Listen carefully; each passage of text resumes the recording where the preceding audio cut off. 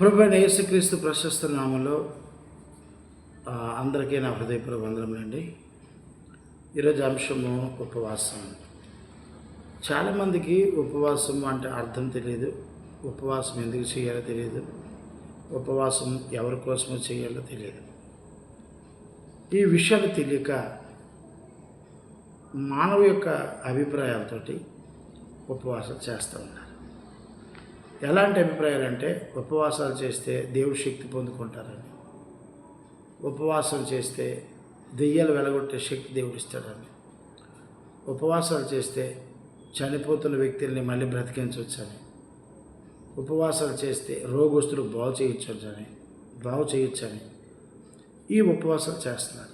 వాస్తవానికి ఉపవాసం అంటే ఏంటి అని మనం పరిశీలనగా ఆలోచన చేస్తే, ఉపవాసం అంటే ఆహారము నీళ్లు మానుట.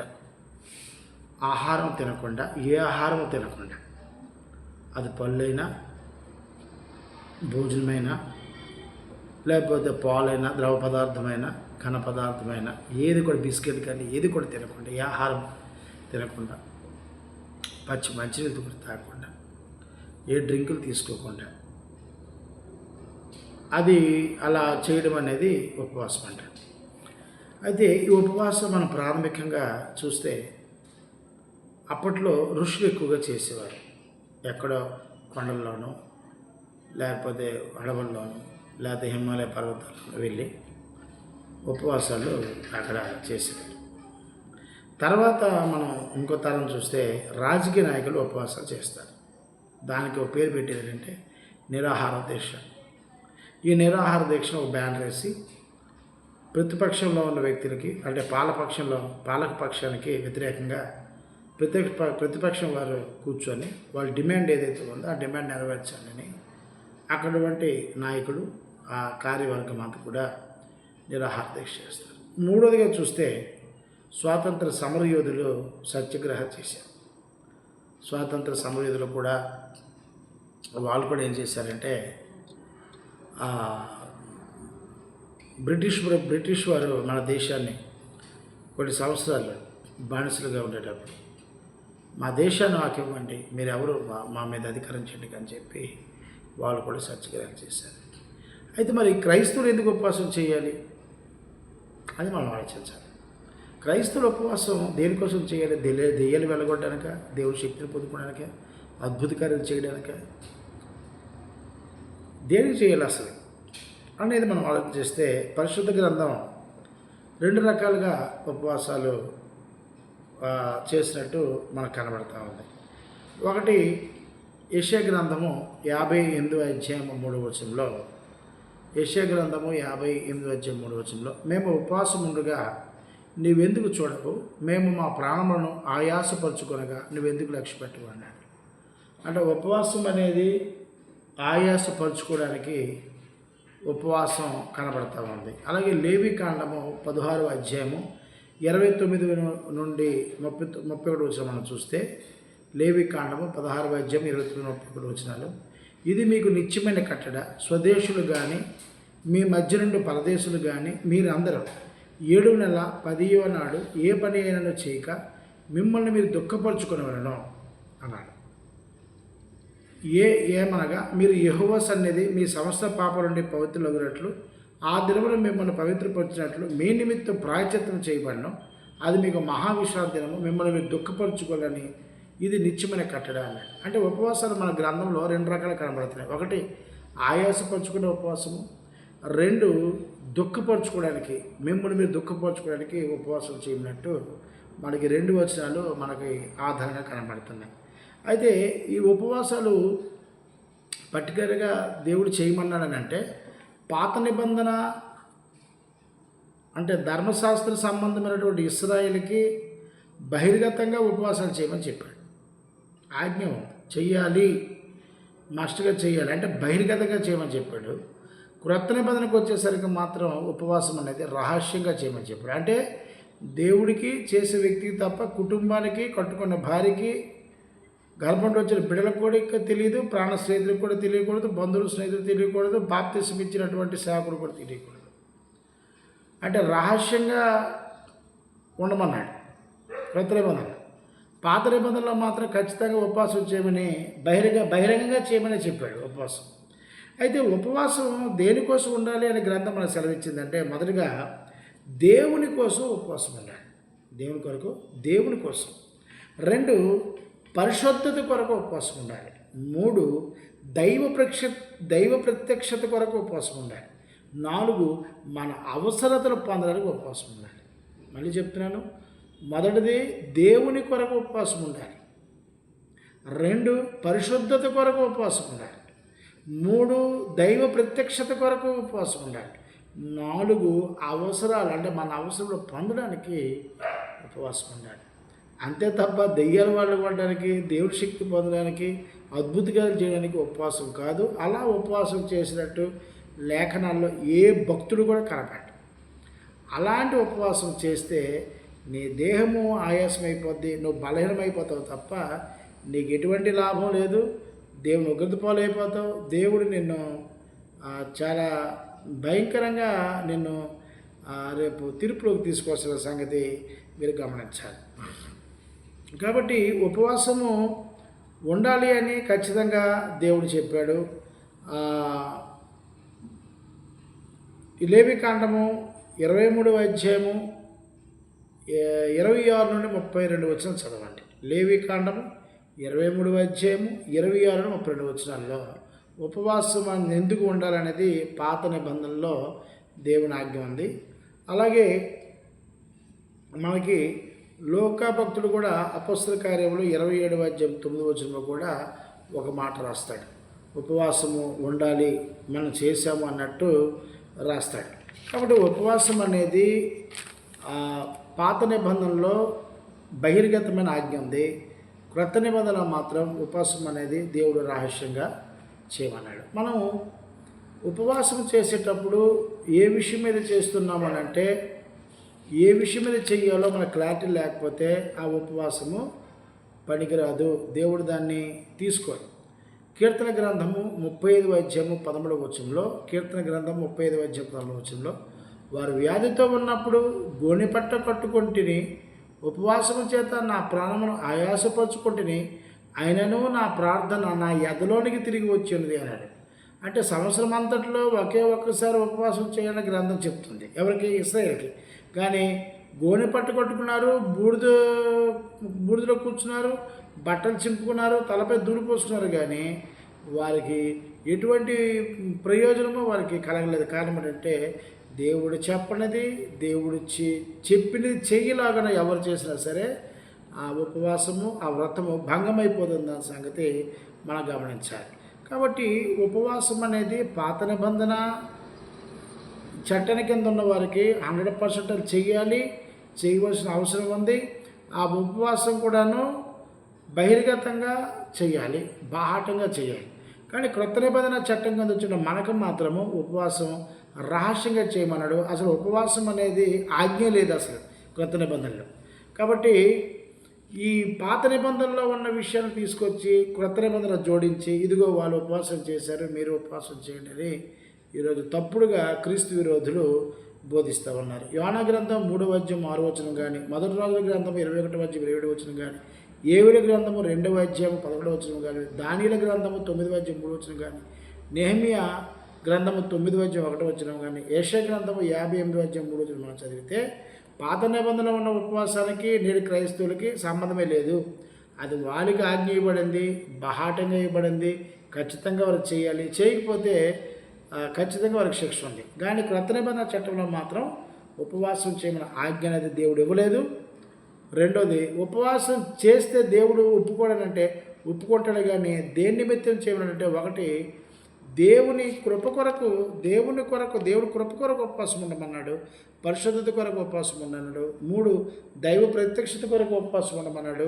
4, మన అవసరాలు పొందడానికి ఉపవాసం ఉండమన్నాడు. తప్పితే దెయ్యాలు వెలగొట్టడానికి, అద్భుత కార్యాలు చేయడానికి మాత్రం ఉపవాసం చేయమని గ్రంథకర్త మనకి ఎక్కడ కూడా సెలవు ఇవ్వలేదు. కాబట్టి యేసుప్రభు అన్నాడు, పాత నిబంధన తెచ్చి కొత్త నిబంధనలో కలపకండి. మత్తయి సువార్త 9వ అధ్యాయము 16 నుండి 17 వచనం చూస్తే, మత్తయి సువార్త 9వ అధ్యాయము 16 నుండి 17 వచనం చూస్తే, ఎవడునో పాత బట్టకు కొత్త బట్ట మాసికి వేయుడు, వేసిన ఆ మాసిక బట్టను వెలితిపరచును, చినుగు మరి ఎక్కువగును, మరియు పాత తిత్తులతో కొత్త ద్రాక్షరసం పోయరు, పోసెడల తిత్తులు పిగిలి ద్రాక్షరసం కారిపోవును, తిత్తులు పాడవును. అయితే కొత్త ద్రాక్షరసము కొత్త తిత్తులతో అప్పుడు ఆ రెండును చెడిపోక ఉండునని చెప్పాను. కాబట్టి పాత బట్ట అంటే పాత నిబంధన, కొత్త బట్ట అంటే కొత్త నిబంధన. కాబట్టి వాక్యాన్ని కలిపి చెడిపోకూడదు అనే సంగతి ప్రభువారు దేవుడు సెలవిచ్చిన సంగతి మీరు గమనించాలి. కాబట్టి పాత నిబంధన గ్రంథము ఇశ్రాయేలుకి ఈ ధర్మశాస్త్రం ఇవ్వబడింది. ధర్మశాస్త్రం ప్రకారము వాళ్ళు ఖచ్చితంగా ఉపవాసం చేయాలి. ఉపవాసం చేయమని దేవుడు ఆజ్ఞ ఉంది. ఈ ఉపవాసం కూడాను బహిర్గతంగా బాహాటంగా చేయమని ఉపవాసం చెప్పాడు. ఖచ్చితంగా ఆచరించాలి. ఆచరించకపోతే ప్రమాదం. కానీ కొత్త నిబంధనల చట్టానికి సంబంధించిన మనకు మాత్రం ఉపవాసం చేయమని ఆజ్ఞ లేదు. చేస్తే మాత్రం ఊరుకున్నాడు. ఎలా చేయమన్నాడు? రహస్యంగా చేయమన్నాడు తప్ప బాహాటంగా చేయమని చెప్పలేదు. కానీ ఈరోజు చాలామంది బాహాటంగా బ్యానర్లు వేసి ఉపవాస కొడుకులు పెడతా ఉన్నారు. తస్మత్ జాగ్రత్త. మీరు పెట్టుకుని దేవునితో మనుషులతో కాదు సంగతి మీరు గమనించాలి. కాబట్టి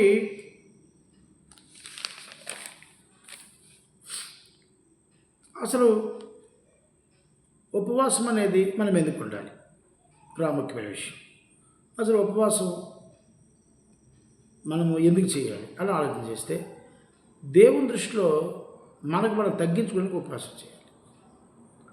తగ్గించుకోవడానికి మొదటి రాజుల గ్రంథము 21వ అధ్యాయం 22-29 వచనాలు, యెజ్రా గ్రంథము 8వ అధ్యాయం 21 వచనాలు, కీర్తన గ్రంథము 35వ అధ్యాయము 12-13 వచనాలు, కీర్తన గ్రంథము 69వ అధ్యాయము 10వ వచనము చదవండి. కాబట్టి మనము ప్రార్థించాలనుకున్నటువంటి ఏ విషయాలు అయితే ఉన్నాయో నిర్దిష్ట విషయాలపైన కేంద్రీకరించడానికి దేవుని దగ్గర మొరపెట్టడానికి మనం ఉపవాసం చేయాలి. ఉపవాసం వల్ల మనకు కలిగే లాభం ఏంటంటే దేవుని వైపు మనం తిరుగుతాము. దేవుడు మన మీద కేంద్రీకరిస్తాడు. మనం ఏ ఉద్దేశంతో ఉపవాసం చేస్తున్నాం అనేది ఆయన చూస్తాడు. అప్పుడు అతను ఏం చెయ్యాలనేది దైవం మన పట్ల చేస్తాడు. అంతేకాకుండా ఈ ఉపవాసం అనేది చేయడం వల్ల ప్రతి శోధన కూడాను జయించగలుగుతాము. మన ఆత్మస్థితి కూడా బలంగా ఉంటుంది. అలాగే శోధనలు తట్టుకునే నిగ్రహం కూడా మనలో ఏర్పడుతుంది. అంతేకాకుండా మనలో తెలియని ఒక శక్తి సామర్థ్యాలు పెంచుకోవడానికి కూడా ఉపవాసం ఎంతగానో దోహదపడుతుంది. కాబట్టి ఉపవాసం చేయడం వల్ల ఆధ్యాత్మిక సంబంధాన్ని దేవునితో ఎక్కువగా పెంచుతుంది కూడా. కాబట్టి ఉపవాసం ఉండడం అనేది మరి దేవుడు కృత్రిమైన ఆజ్ఞ అయిపోయినా అది మంచిది కాదా అంటే ఖచ్చితంగా మంచిదే, చేయడం మంచిదే. కానీ ఎలా చేస్తున్నామో దేవుడు ఎలా చెప్తే చేయాలని మనం ఆలోచించాలి. కాబట్టి చెయ్యొద్దనంటే ఖచ్చితంగా చేయమని నేనైతే 100% మరి చేసిన భక్తులు ఉన్నారు. యేసుప్రభు కూడా చేశారు కాబట్టి చేయమని సలహా ఇస్తాను. కానీ చేసే విధానము కూడా గ్రంథం మనకి చెప్పింది. కాబట్టి ఉపవాసం అంటే గ్రంథంలో ఉపవాసం అంటే వ్రతదినము అనే సంగతి కూడా వివరించాడు. ఏవేల గ్రంథము 1వ అధ్యాయం 14వ వచనంలో, ఏవేల గ్రంథము 1వ అధ్యాయం 14వ వచనంలో ఉపవాస దినము ప్రతిష్ఠించుడి, వ్రతదినము ఏర్పరచుడి, యెహోవాను బతిమాలుకొనుటకై పెద్దలను దేశములోని జనులందరినీ మీ దేవుడి యెహోవా మందిరంలో సమకూర్చుడి అన్నాడు. కాబట్టి ఉపవాస దినము అంటే ప్రతిష్ఠ దినం, అది వ్రతదినం ఏర్పరచుకోండి అన్నాడు. కాబట్టి బతిమాలుకోండి అన్నాడు. ఈ బతిమాలడము ఎవరిని బతిమాలంటే దేవుడిని బతిమాలుకోవాలి. దేవుడికి ఉపవాస దినం మన అవసరాన్ని కూడా తీర్చమని దైవానికి బతిమాలాలి.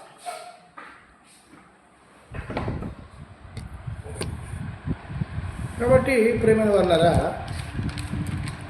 ఉపవాసము అంటే గ్రంథం స్పష్టంగా చెప్పి వ్రతదినము అన్నాడు. ఇదే మాట ఏవేల గ్రంథము 2వ అధ్యాయం 12వ వచనంలో అందుకైనా క్షమించండి, ఏవేల గ్రంథము 2వ అధ్యాయం 12వ వచనంలో ఇప్పుడైనా మీరు ఉపవాసం ఉండి కన్నీరు విడిచుచు దుఃఖించుచు మనఃపూర్వకంగా తిరిగి నా యొద్దకు రండి. ఇదే యెహోవా వాక్కు. మార్కు సువార్త 9వ అధ్యాయం 29లో అందుకైన ప్రార్థన వలనే కానీ మరి దేవుని వలనైనా దేని వలనైనాను ఈ విధమైనది వదిలిపోవటం అసాధ్యమైన వారితో చెప్పాను. ప్రార్థన అనే మాట కింద ఫుట్ నోట్లో ఉపవాసము అని ఉంటుంది.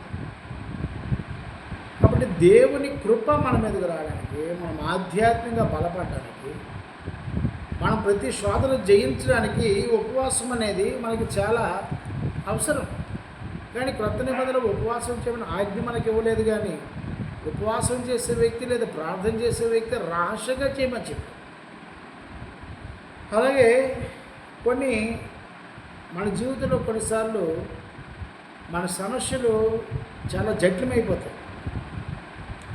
వాటిని క్లియర్ చేసుకోవడానికి చాలా ఇబ్బంది పడతాను.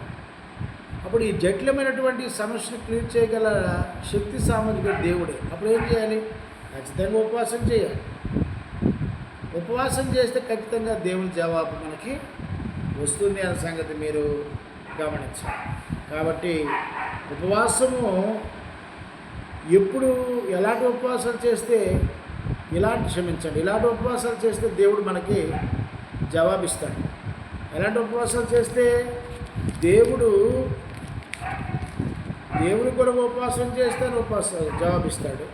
పరిశుద్ధత కోసం ఉపవాసం చేస్తాను జవాబిస్తాడు. దైవ ప్రక్షత కొరకు మనం ఉపవాసం చేసి జవాబిస్తాడు. మన అవసరం పొందడానికి ఉపవాసాలు చేస్తే ఆయన మనకి జవాబిస్తాడు. కాబట్టి అలాంటి వ్యక్తులు దేవుడికి ఇష్టమై ఉంటాడు. ఆయన కొన్నిసార్లు మన సమస్యని వెంటనే చేయకపోయినా ఖచ్చితంగా తర్వాతైనా చేస్తాడు. కాబట్టి ఉపవాసము అనేది దేవునితో సావాసము ఈ మాట గ్రంథంలో మనకు సెలవివ్వలేదు. కానీ ఉపవాసము అంటే వ్రతదినము అన్నాడు. ఉపవాసము అంటే ఆహారము నీళ్లు పూర్తిగా మాని ద్రవ పదార్థం కానీ ఘన పదార్థం కానీ ఫల పదార్థము కానీ ఏది భుజించకుండా రహస్యంగా ఉన్న దేవునికి రహస్యంగా గదిలోకి వెళ్ళి తలుపులు వేసి అన్నపానములు తినకుండా నీ కట్టుకున్న భార్య కానీ నీ బిడ్డలు కానీ స్నేహితులు కానీ కుటుంబ సభ్యులు కానీ నీకు బాప్తీసం ఇచ్చిన భాష గారు కూడా చెప్పకుండా చేసేది ఉపవాసం. దాని వ్రతదినము అనే సంగతి అన్నాడు. మత్తయి సువార్త 6వ అధ్యాయం 1 నుండి 6 చూస్తే, మరియు మీరు ప్రార్థన చేయనప్పుడు వేషధారుల వలె ఉండవద్దు, మనుషులు కనబడవలని సమాజ మందిరంలోనూ వీధులలోనూ నిలిచి ప్రార్థన చేయడం వరకు ఇష్టము, వారు తమ ఫలము పొంది ఉన్నారని నిత్యముగా మీతో చెప్పుచున్నాను అన్నాడు. ఇక్కడ యేసుప్రభు 3 విషయాలు చెప్పాడు. ఒకటి రహస్యంగా చేయండి, వేషధారుల వల్ల చేయకండి, మనుషులు కనబడవల్ల చేయకండి, సమాజం వల్ల చేయకండి. అలాంటివి వాళ్ళకి ఇష్టపడ్డ. కాబట్టి అలాంటివి చేసేవి దేవుడు అంగీకరించడం. రహస్యంగా చేయమన్నాడు. ఉపవాసం అనేది రహస్యంగా చేయమన్నాడు తప్ప బాహాటంగా చేయమని చెప్పలేదు. ఉపవాసం చేయమని కొత్త ఆజ్ఞ లేదు. కానీ ఉపవాసం చేసే వ్యక్తిని దేవుడు మాత్రం సమర్థించాడు. ఆ ఉపవాసాలు అంగీకరించాడు. అందులో మనకి ప్రప్రదంగా యేసు ప్రభు వారు అరణ్యంలోకి వెళ్ళి 40 దినాలు ఉపవాసం చేసినట్టు మనకు కనబడతారు. అలాగే పాత నిబంధనలో మోషే గారు కనబడతారు, అన్న గారు కనబడతారు, దావీదు గారు కనబడతారు, అహాబు గారు కనబడతారు, యేషోపాదు గారు కనబడతారు, దానియేలు గారు కనబడతారు, ఇంకా చాలామంది భక్తులు కనబడతారు. అలాగే నినవే పట్టణస్థులు కనబడతారు. దాని తర్వాత ఎజ్రా గారు కనబడతారు, నెహెమీ గారు కనబడతారు, ఎస్తేరు గారు కనబడతారు. ఎస్తేరు గ్రంథం అంతా మనం చూస్తే కనబడతారు. అలాగే కొత్త నిబంధనలో కూడా లోకాసు వార్త 2వ అధ్యాయం 36-37 వచనంలో 84 సంవత్సరం విధవరాలైనటువంటి దేవాలయంలో వృద్ధురాలు రైంబగళ్ళు సేవ చేస్తూ ఉపవాసం మనకు కనబడుతుంది. అలాగే యేసు ప్రభు వారు అపవాద్యత శోధింపడానికి అరణ్యంకి వెళ్ళి 40 రోజులు ఆహారము నీళ్లు తాకుండా ఉపవాసం చేసి మనకు కనబడుతుంది. అపోస్తల కార్యంలో కూడా అపోస్తల కార్యంలో 13వ అధ్యాయం 1-3 వచనాలు చూస్తే సౌలు 3 రోజులు, పౌలు 3 రోజులు ఉపవాసం ఉన్నట్టు మనకు కనబడతారు. అలాగే అపోస్తల కార్యంలో 14వ అధ్యాయం 27వ వచనంలో సంఘ పెద్దలు ఏర్పరిచినప్పుడు ఉపవాసం ఉన్నట్టు మనకు కనబడుతుంది. పౌలు గారు కూడా ఉపవాసం ఉన్నట్టు మనకు కనబడతారు. ఇలా చాలామంది కనబడతారు. అయితే పాత నిబంధనలో మాత్రం ఉపవాసము చేయమని దేవుని ఆజ్ఞించాడు, బహాటంగా చేయమని చెప్పాడు. కానీ కొత్త నిబంధనకు వచ్చేసరికి మాత్రం ఉపవాసం చేయమని ఎక్కడ ఆజ్ఞ లేదు. కానీ ఉపవాసం చేసే వ్యక్తిని మాత్రం దేవుడు అంగీకరించాడు. ఆ వ్యక్తిని కూడా సమర్థించాడు. ఆ ఉపవాసాలు దేవుడు స్వీకరించాడు కూడా. అయితే ఉపవాసాలు నేడు ఈరోజు ఈ డమ్మీ క్యాండిడేట్స్ ఎవరుతున్నారు క్రీస్తు విరోధులు యేసుప్రభు యొక్క ఉపవాసాలు తీసుకొచ్చి దానికి శ్రమ దినాలని లెంట్ డేస్ అని పేర్లు పెట్టి తెల్లచీరలు కట్టించి తెల్ల ప్యాంటు షర్ట్లు వేసుకొని డైరెక్ట్గా ఇదిగో ఈరోజు ఈ నెలంతా ఈ నెల నుండి ఈ నెల వరకు ఉపవాసాలు అని చెప్తారు. అది ఎక్కడ కూడా మనకి గ్రంథంలో ఎవిడెన్స్ కనబడదు. మనకి ఎవిడెన్స్ లేని ఉపవాసాలు దేవుడు అంగీకరించడం. వీళ్ళంతా కూడా దేవుని మాటని కలిపి తెలిపేస్తున్నారు.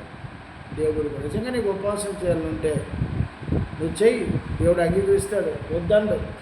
కానీ ఎలా చేస్తున్నావు అనేది చాలా ప్రాముఖ్యమైన విషయంగా మనం గమనించాలి. కాబట్టి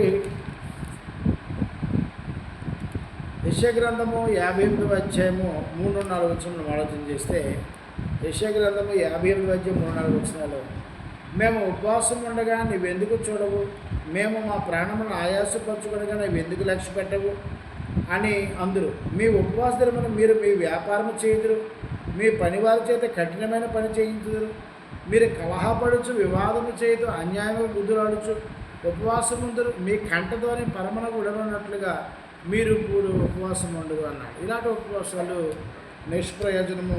దేవుడు పెద్ద పెద్ద కేకలు పెట్టేసి మానవులు చూడల ప్రదర్శన చేసి భక్తి పనులా చేసే ఉపవాసాన్ని దేవుడు అంగీకరించిన సంగతి మీరు గమనించాలి. కాబట్టి ఉపవాసము ఎలా చేయాలో యెషయా గ్రంథము 58వ అధ్యాయము 6-10 వచనాలు మనం పర్టికులర్గా చదివితే దేవుడు పాత నిబంధన చట్టం ఉన్నటువంటి ఇశ్రాయేలు ప్రజలకు ఎలాంటి ఉపవాసం చేసిన అంగీకరిస్తానని చెప్పాడు. ఆ మాట మనకు వర్తించదంటే ఖచ్చితంగా వర్తిస్తాయి, కానీ రహస్యంగా చేయాలి తప్ప బాహాటంగా చేయమనే ఉపవాసాలు ఎక్కడ కూడా మనకి సెలవు. కాబట్టి కొత్త నిబంధనలో ఉపవాసాలు చేసిన భక్తులు ఉన్నారు, పాత నిబంధనలు చేసిన భక్తులు కూడా ఉన్నారు. ఇప్పుడు కూడా ఏ విషయం మీద చేస్తున్నావు, ఎందుకు చేస్తావు అనే క్లారిటీ లేకపోతే మాత్రం ఉపవాసాలు దేవుడు అంగీకరించిన సరికదా దేని ఉగ్రత కిందకి నువ్వు వెళ్ళిపోతావు సంగతి దయతో సోదరులు గమనించాలి. వాక్యాన్ని చదవండి, వాక్యం ప్రకారం వెళ్ళండి, వాక్యం ప్రకారం జీవించండి, వాక్యాన్ని ఆచరించండి. అది మీ ఆత్మీయ జీవితాన్ని బలపరుస్తుంది, మీరు సర్వశక్తులు నడుస్తారు. అది మీకు మీ కుటుంబానికి మేలు చేస్తుంది.